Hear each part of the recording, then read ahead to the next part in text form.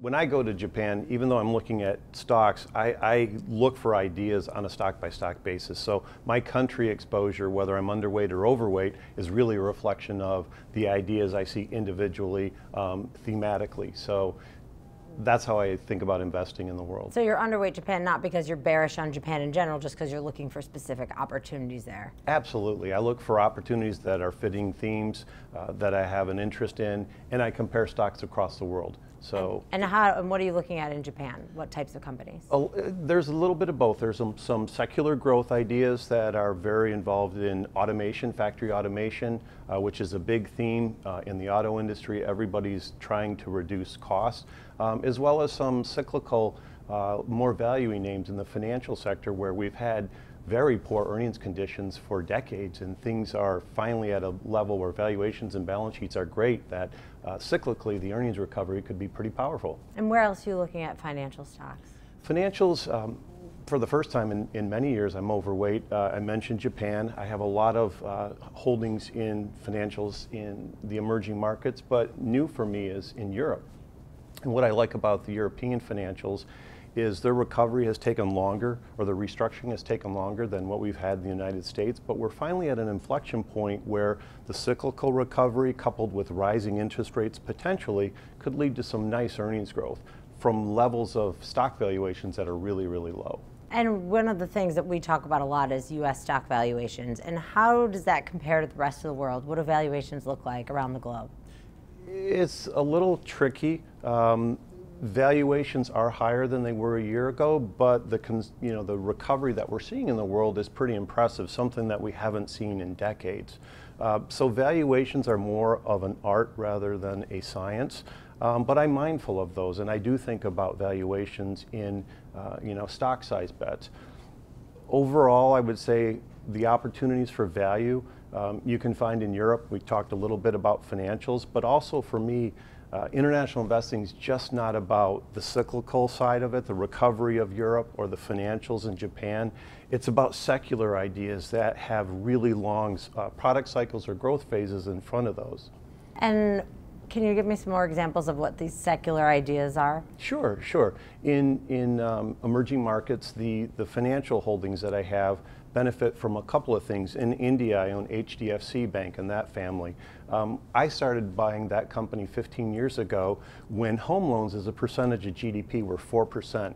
And that's compared to the rest of emerging markets like China at 20% and even much higher in the developed world. So you knew over time that home ownership or home as a percentage of GDP was going to grow. Now it's 9%. We're expecting it to continue to grow. So that's a great idea to have a secular theme in India. There's also a theme within Southeast Asia in general. As people's per capita income gets to $10,000 per year, they have a propensity to start purchasing supplemental and health insurance. And in most parts of Southeast Asia, there is no safety net, there's no Social Security. And so the consumer has to purchase that. Over the next 10 years, that percentage, the number of people crossing through the $10,000 per capita income is going to approach 400 million people. So it's a huge, huge market. Currently, it's about 100 million. So that market's going to increase fourfold over 10 years. If you can compare and contrast the opportunity for supplemental insurance in that part of the world versus the developed world where the people crossing the 10,000 per capita income, that's only 10 million people. So where would you rather invest in supplemental insurance? That's a great example of what I call secular and something I look for not only in emerging markets, but everything I look at in overseas investing. Great. And one of the things you mentioned in one of your notes that I liked was how tech in China looks a lot like Silicon Valley. And can you explain that to me? Sure. Let me step back on just China in general because I get a lot of questions on it. To me, the next 10 years in China is going to be about the consumer. We saw the build out of the commodity space over the last 15 years.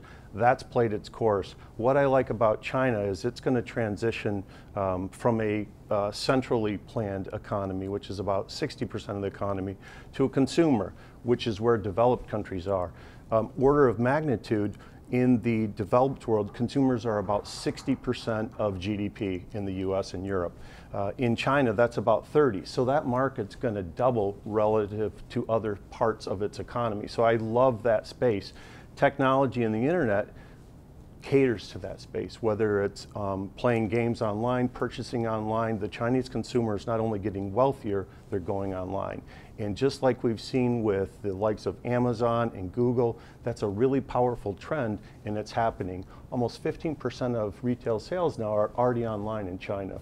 Wow. And is it all just in tech, or are you looking to take advantage of that growing consumer market in other sectors in China as well? That's a great question. So it is in tech, that's the biggest overweight, but also consumer staple stocks. As consumers have more money to spend, their ability to trade up is a powerful theme that I have in the fund as well. And last question, what is the one thing that you think everybody gets wrong about investing overseas? Investing overseas shouldn't be cyclical, it should be secular. 75% of the stocks in the world are listed outside the United States. And just like we as personal consumers don't say, I just want to buy products made in the US, we look across the world for unique purchases. And I do the same with stocks, and I find some really unique opportunities. I mentioned the financials in emerging markets, the recovery in Europe, and that's what international investing is about. It's a supplement to what US investors are already doing.